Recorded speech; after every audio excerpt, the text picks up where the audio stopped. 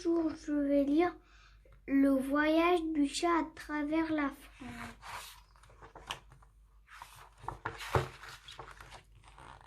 Il était une fois un chat qui vivait dans une jolie maison au bord de la mer. Il s'amusait à poursuivre le vent dans le jardin et à regarder les oiseaux voleter d'un arbre à l'autre. Le soir venu, il se pelotait dans les bras de la vieille dame et la vieille dame lui gratta gentiment les oreilles en disant « Mon minou, mon tout doux ». Un jour, la vieille dame mourut. Tout ce qu'elle possédait, y compris le chat, fut expédié dans la ville qu'il avait vue naître dans le nord de la France. Mais il n'y avait plus personne pour gratter les oreilles du chat et lui caresser le dos, et bientôt le chat fut oublié. Il se mit à vagabonder dans les rues pour trouver de quoi se nourrir. Bien souvent, les chiens errants le pourchassaient en aboyant furieusement. Un bon matin, le chat décida de partir. Il parcourut la campagne, contournant les prés où broutaient de gros animaux. En chemin, il s'amusait à regarder son ombre qui s'allongeait alors que les journées touchaient à leur fin. À la tombée de la nuit, il trouva refuge dans une grange abandonnée. Il s'installait sur une botte de foin sec et piquant, mais une fois les yeux fermés, il s'imaginait sur le lit de trèfle doux qui poussait derrière la jolie maison au bord de la mer. À l'aube, le chat se réchauffait au premier rayon du soleil, puis il reprenait sa route. Parfois il allait sans se presser, parfois il filait comme une ombre. Il apprit à chasser les souris et les oiseaux et à boire aux fontaines des villages. Un jour, quelqu'un posa un bol de lait sous son nez. Et il songea à rester, mais une voix lui cria alors « Allez, où va-t-on maintenant ?» Les grandes villes étaient bruyantes et agitées, mais le chat s'aventurait courageusement sur les boulevards, esquivant voitures et vélos. Souvent, les enfants qui jouaient au ballon le couraient après en criant « Psh, psh, psh, psh ». Alors il grimpa dans un arbre en toute hâte. L'odeur du feuillage lui rappelait le parfum amer des citrons qui mûrissaient sur l'arbre devant la fenêtre de la jolie maison au bord de la mer. Il repartait d'un bon pas. Le chat traversait des ponts et se hérissait lorsqu'un train passait dans un bruit de tonnerre. La nuit venue, il se léchait les pattes et le museau pour faire sa toilette.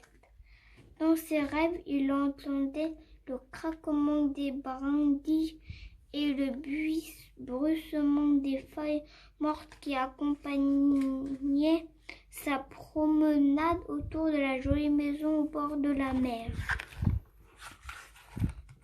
Les semaines passèrent, puis les mois. Le chat mesurait le temps après l'usure de ses coussinettes. Son pelage était rêche et tout ébouriffé. De temps en temps, il s'accordait une petite pause dans l'herbe au bord de l'eau ou bien à l'ombre d'un vieux mur. Parfois, il s'arrêtait et regardait une péniche glisser le long d'un canal. les jours de pluie, le chat trouvait un abri de fortune. Il se sentait bien seul et bien fatigué. Mais une fois l'orage passé, il repartait attiré par le vent du large qui déposait une fine couche de sel sur le blanc derrière la jolie maison au bord de la mer. Quand il arrivait près d'une rivière, le chat faisait une halte pour se désaltérer. Il regarda les poissons faire des bonds hors de l'eau et poussa des miaous. Puis il s'étirait, faisait le gros dos et poursuivait son chemin. Parfois, il faisait un détour pour aller batifoler dans un pré et se roulait dans les hautes herbes, bondissait sur les boutons d'or. C'est ainsi qu'un beau jour, il traversa un champ de lavande. Il se souvint alors de la porte bleue de la jolie maison au bord de la mer.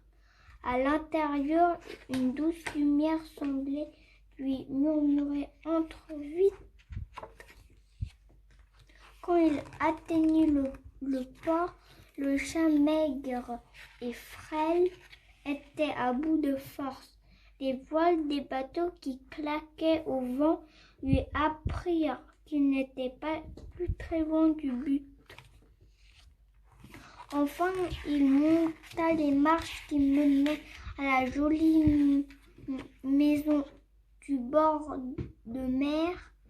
La porte était grande ouverte, le chat entra, il s'installa dans un coin bien chaud, puis il s'endormit. Un peu plus tard, des voix le réveillèrent. « D'où vient-il? Tu crois qu'il est perdu ?» Un petit garçon et une petite fille se tenaient près de lui en bavardant par terre. Il avait une gamelle bien remplie et un bol d'eau fraîche. Le chat ne se laissait pas approcher. « Miaou, minou, minou » dit une voix douce. Une main se tendit pour lui gratter le menton. Le chat se mit à ronronner. Il ferma les yeux et se souvint des mains de la vieille dame qui lui caressait le dos. Il eut l'impression de l'entendre respirer calmement et lui dire gentiment « Mon minou, mon toutou ». Alors il comprit qu'il était chez lui. Au revoir, au revoir.